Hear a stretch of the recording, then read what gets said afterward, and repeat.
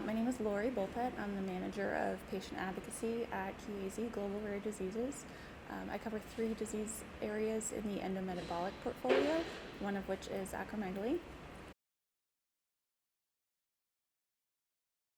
So acromegaly is a rare disease characterized by an excess of growth hormone.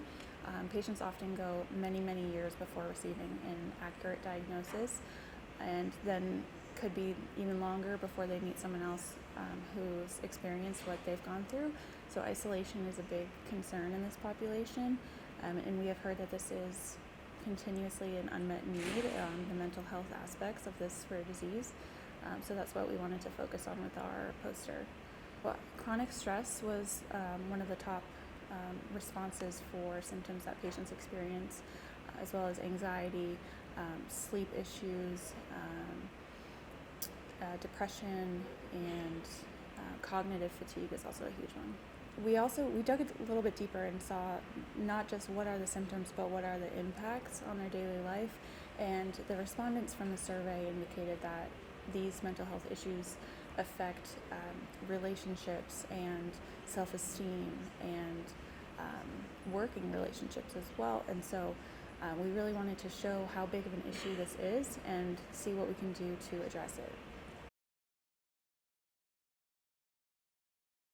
I think one of the most striking results from the survey was when we asked patients how they felt about addressing mental health in comparison to physical health, and 91% of patients agreed that mental health is as important to address as physical health. So that was huge. We also asked how many patients are actively receiving mental health support, and only 55% were not.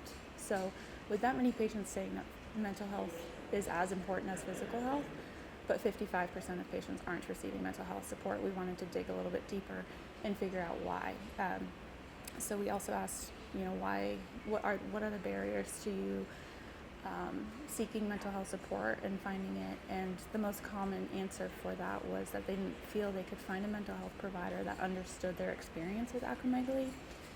So we feel that's a big opportunity there to maybe have some mental health professionals specialize in acromegaly, receive special training. Maybe there could be a certification for an acromegaly specialized provider. So those are a few things we're looking into. During the 90-minute poster session on Saturday, we had a lot of interest, and I think not the most important thing, but what I'm hoping for is that providers have more proactive conversations about their patients' mental health. I think a lot of patients don't feel like they can actively bring it up to an endocrinologist. They think, they're here to treat my body and my growth hormone and all the symptoms that come along with acromegaly from the physical side, and they don't bring up their mental health concerns. But hopefully with this information, we can encourage more proactive conversations. I think a lot of endocrinologists have mental health providers associated with their institutions, so I think creating an easy referral pathway for their patients to go and find support if they need it would be very beneficial to the community. There's a few other points where patients indicate the type of support they feel would most benefit them or they'd prefer to receive. So there's the top few answers are in-person mental health counseling, as well as support groups, and podcast was actually rated really high as well. So we're hoping anyone who has an interest in supporting this community could create some more opportunities with those avenues. The survey was actually distributed by 3 advocacy groups in the US and Canada, and who have touched on mental health quite a bit in their many years of work.